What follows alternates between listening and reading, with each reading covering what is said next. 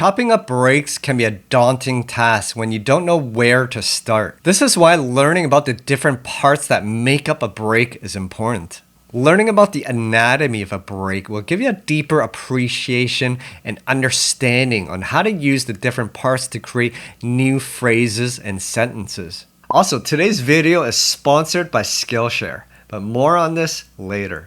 So today I'm going to dissect the anatomy of a break with a couple popular breaks, including the cold sweat, funky drummer, and a think break. Comment down below and let me know what break you'd like to see me dissect next. By the way, my name is 𝗙𝗢𝗟𝗙𝗢, and if you want to improve your music production and sound design, especially with drum and bass and dance music, then this channel is for you. Anyways, without further ado, let's get right into it. Alright, so the first break we're going to dissect is James Brown's Cold Sweat. Now, if you can get your hands on a copy of the original track, that'll be great practice because then you can identify the section with the drum break, sample it, and cut it up. It'll give you a deeper appreciation of the break as well as the original source where that break comes from. But if you don't have the original track, you can use the break that I've included in the project file, and you can download that in the link below. So here's the Cold Sweat break. Now let's listen to it in full.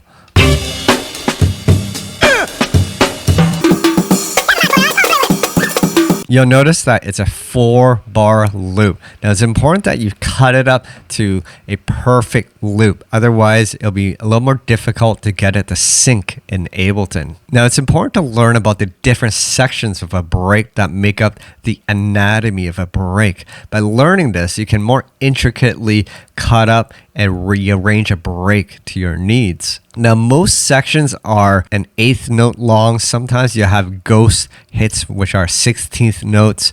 You may even have sections that sound better as a 1/4 note slice. So I'll exemplify what this means. So the first slice here, this is a 1/4 note. So that's a kick, and this is the snare. And then we have this little piece here, and I usually group this together because this is what I call a shuffle. A shuffle is comprised of a hi-hat followed by a ghost snare. And what I mean by ghost snare is that it plays off the 1/8 note. Sometimes it's played a bit quieter. Sometimes it's played off the side of a snare hit, so it sounds a bit more sharper or tighter. So I'm going to bring that down here. And what you hear is this chicka. That's called the shuffle. Sometimes I split these into 2 16th notes, especially when I'm cutting up as MIDI. That gives you a little more control. But as a piece, I kind of refer to this as a whole. Then you have this piece here, which is a kick. And then we have another kick. So this kick here is a bit quieter, and this one is heavier.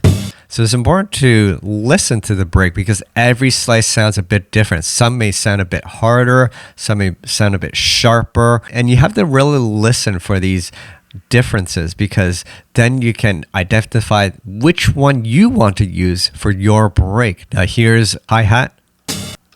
So having a hi-hat that's an 1/8 note long is very useful, and you'll understand why when we get into resequencing this break.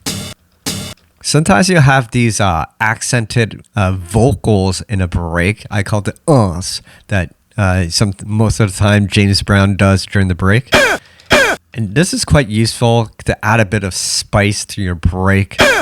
Sometimes we even use this as a sample on its own, especially in older drum and bass. Another shuffle here. Having various shuffles help because you may not want to use the exact same shuffle every time. Having some variation will give more life to your break. Another kick. Here's a snare. Okay, now this one's a bit interesting. I would probably separate these as 2 pieces here. So you have a bit of a tom drum fill.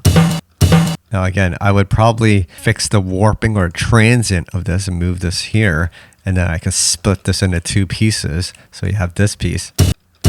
And then this piece. You have another tom drum. Another kick. And so forth. We're not going to go through an entire break. The rest has a bit of vocals over it. And it's not really usable. This piece might be usable here. Actually, this kick here is usable. You see there's a bit of a vocal here, so we won't take that piece. See what's here. Some of that is useful. You can pull it down here, possibly. Now that we have all the slices identified, we can then pick and choose to kind of reconstruct and make your own break. Now, this is especially useful. For example, you may want just a 1-bar loop, such as this section. You notice how there's a bit of a guitar hit here, right?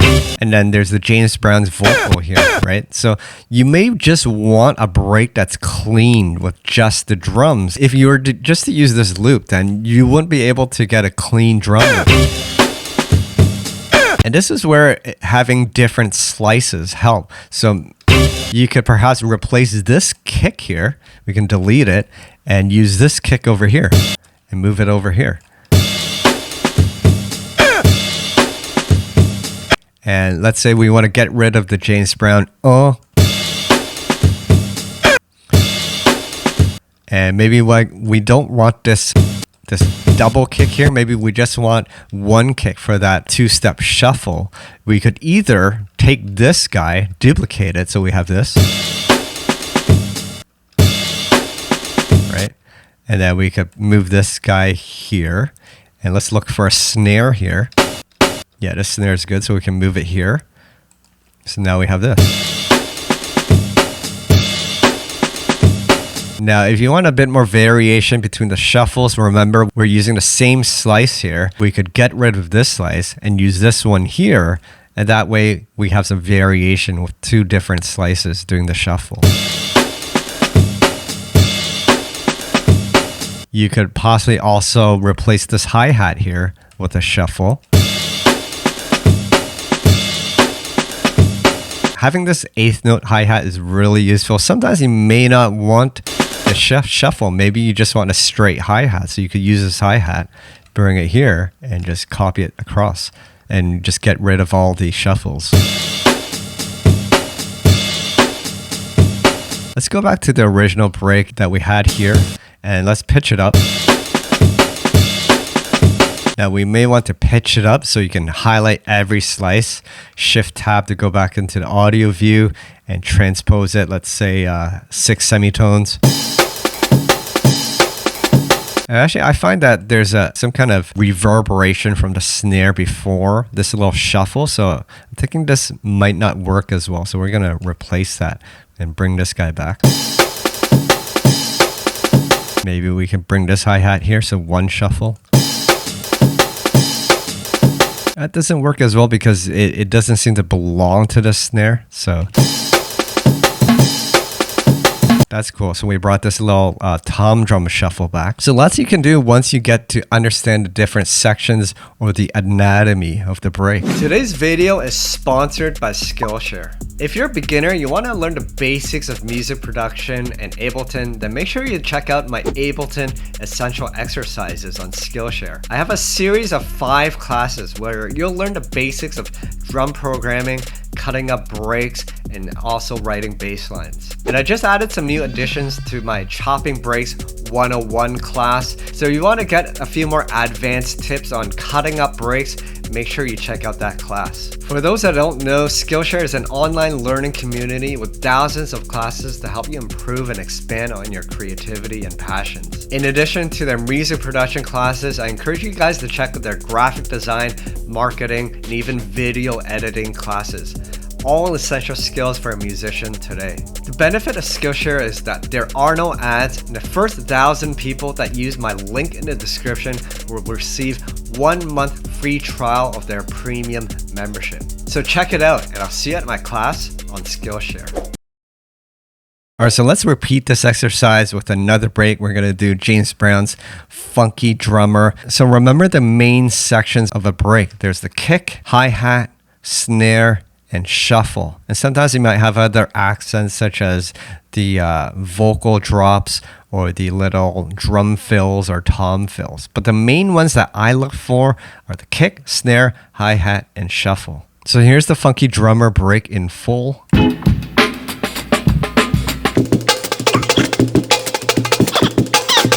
this break, there is a hi-hat playing on every 16th note. So just keep that in mind as we go through every section here. So here's a kick. Notice how the kick is followed by a hi-hat. There's a dunce. Here's a double kick. Listen carefully. There's a dunce. And then here's a snare. Again, you'll notice that there's a little hi-hat starting in this section. Just remember that. That's going to come into handy when we chop this up. Here's the first shuffle. Here's the second shuffle. Here's a kick. Notice this has a little bit of a ghost snare after the kick. Here's a snare. Notice there's a ghost kick here after the snare. Here's a shuffle, another kick. Some little vocal drops, sometimes that's helpful and useful. Alright, so lots of usable pieces in the funky drummer break. Now, if you want to chop this up and have all the slices nice and clean, what I like to do is go into the actual audio and then add warp markers to kind of anchor down the main hits. For example, you may want the snare to start right on the second beat. So you may want to bring this over. Now notice there's a bit of a or I call it a pre-transient here. It depends on how you like it. Some people like to cut right here and bring it up to the second beat here. So you have a nice sharp transient, and some may prefer to have the pre-transient, this little blob here, to give the snare a bit more of a human feel. So this is getting into the micro dynamics of a break, right? Or the micro anatomies. You have these little pre-transients, and it's up to you what you want to do with them. If you want a more human feel, then include it in your slice. So, okay, so again, let's cut up this guy here. So again, we can go a bit sharper. Okay. Now remember, there's a little hi-hat here. Now, do you want to cut that? I like to. I'm a little anal retentive, so I like to take that piece and chop it up. You may want to keep it a bit loose, though. You can leave it off the grid so it's more human. Again, there's this little hi-hat here. Again, I'll leave the 16th notes off the grid a bit, and I'll line up the 8th notes. So this one's an 8th note, right? So since it's an 8th note, I'll bring it up here. This one here is a shuffle. I'll add the warp marker, but I'll leave that there. This one is pretty much on point. Okay, I'll just speed through this. I think you guys get the idea, so I'll just go through it real quick.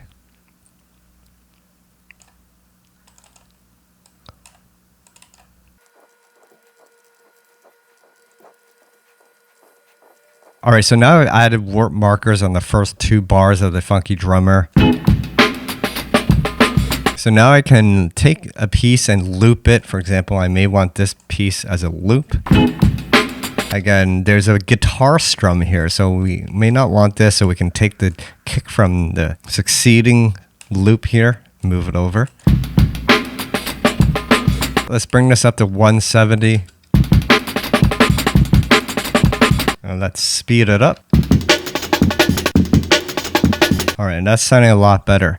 Now, you notice that I cut every 16th note here. Now, it's not really necessary if you're programming this by audio, but this is more for those that are planning to cut this up into MIDI.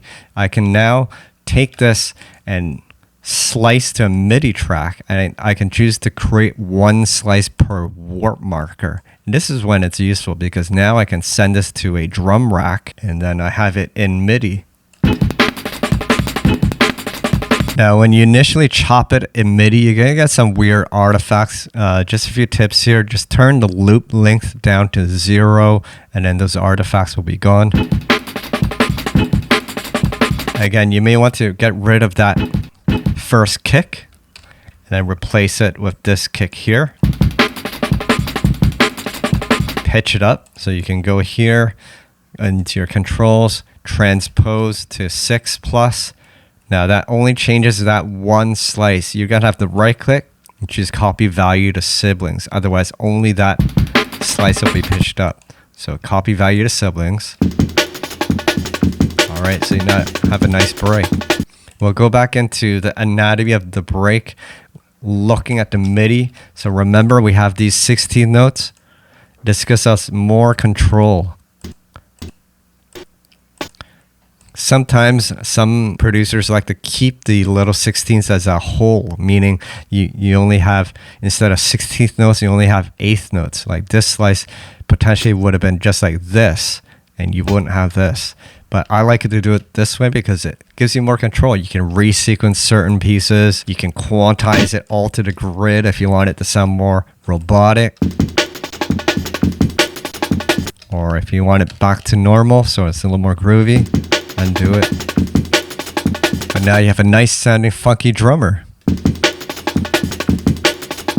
So simple tricks you can apply to first identify different sections of a break, resequence it, and make some drum and bass. All right, the next one has been a popular one. A lot of people requested this. We're going to be doing Lyn Collins' Think Break. So this is an example where I think it'll be helpful if you can get your hands on a copy of the original track, because there's different variations of the drum break at different points of the song. One, it'll give you a better appreciation on how to locate a drum break in a song. It'll also give you a better understanding of this drum break itself. And then secondly, it'll give you a deeper appreciation for the think break, because each one sounds a bit different. There's different elements or different accents in each. So there are 5 different sections of the drum break, and I've color coded them differently so we can go through each one individually. So here's the first one. I'll just play it in solo, the one in green. So notice the little vocal snippets. You may have noticed this in some songs, some old school songs. Okay, here's the second one in purple. Notice how they sound slightly different. Here's the third one in yellow. Okay, and then here's the fourth one in blue. This one has a different vocal piece, and you notice how each one, the kicks and snares, sound a bit different. Some are a bit tighter, some are a bit fatter. So depending on the sound that you want or the track you're working on, that may dictate which break you use or which piece you use in the break. Okay, and then finally the fifth piece in light blue on the bottom here is simply just a shaker on its own, and this is quite useful. All right, so what we can do from here is, let's say we just want to think break. We don't want the vocal snippets, right? Sometimes we just want the drum so we can put some bass over it, right? After all, this is drum and bass. Let's look for a nice kick. So this kick sounds good. I'm listening to the first one here. Let me just zoom in a bit closer so you guys can... So that kick sounds good. Let's listen to the second one. So then we can't use that one. There's a vocal there. That one sounds okay. So for me, it's a tie between the first and fourth one. They're both good. Just one is slightly different and depends on the sound you want. I'm going to go for this one. It's just for a tighter sound. So I'm going to create a new audio track, and I'm going to bring this kick over here. Okay, now let's look for a snare.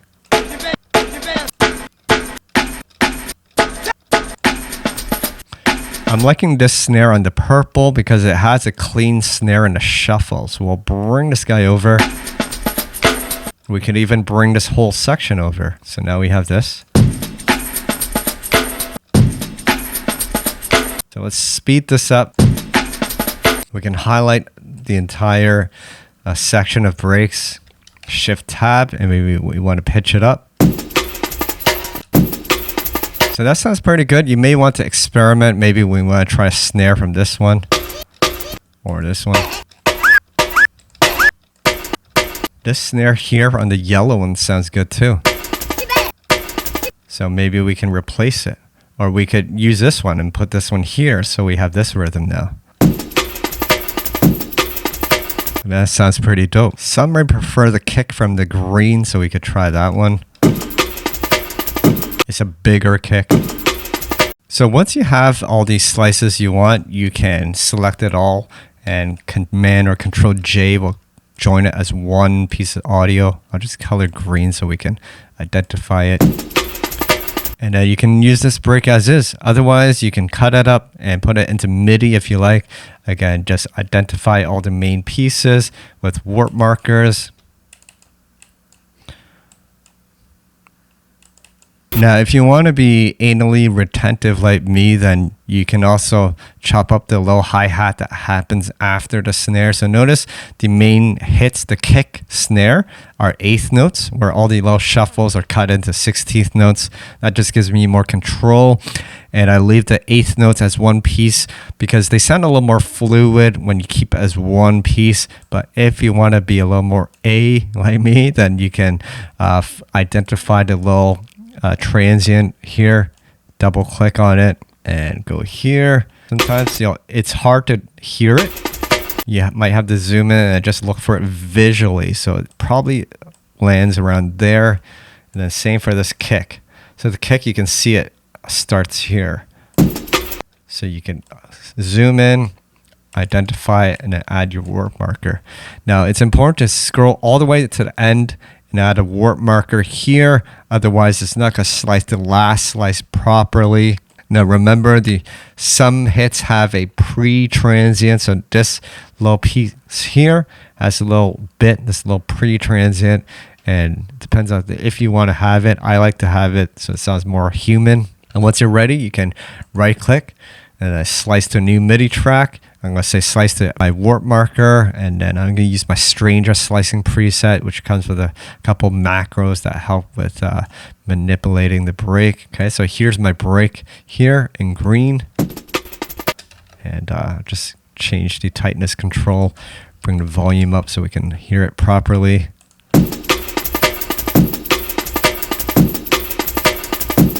And that's sounding really good. So lots you can do with this break. Now, if you want, you could also get rid of these little pieces for the big hits here. It might sound more fluid if you do it like that. And then we can slice this to MIDI. We'll just do it so we can hear the difference. I'll color this one purple so we can identify it. So here's the one in purple with the big pieces here. Here's the purple one. Green. This one with every slice sliced up, it gives you a little more control, but this one preserving the kick and snare might sound a little more fluid. So it's up to you and how you like your breaks.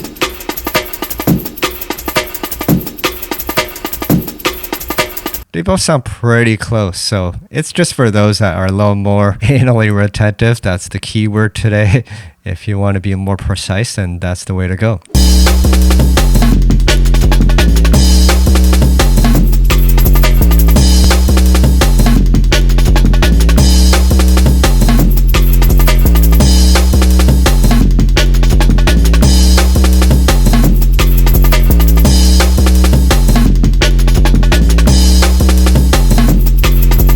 So some simple tricks here for you guys to really dial in on the break, understand the anatomy of the break. And remember, it's the kick, the hi-hat, the snare, and the shuffles. And once you understand the anatomy of the break, then you can better utilize the different sections to resequence your break to your liking. Make sure you get lots of practice and understand these concepts. And once you get this down, you're on your way to chopping up some awesome breaks. So hope you guys understand the basic parts of a break. By learning these basic concepts, you should be able to take any break, chop it up, and rearrange it to your liking. The key is to practice with many breaks until you familiarize yourself with the anatomy of a break. If you guys enjoyed this video and you want to see more like it, then hit the like button and subscribe to my channel. Also, follow me on Instagram and TikTok, where I'm providing additional exclusive content. Alright, that's pretty much it for today, guys. Thanks for watching, keep practicing, and I'll see you at the next video.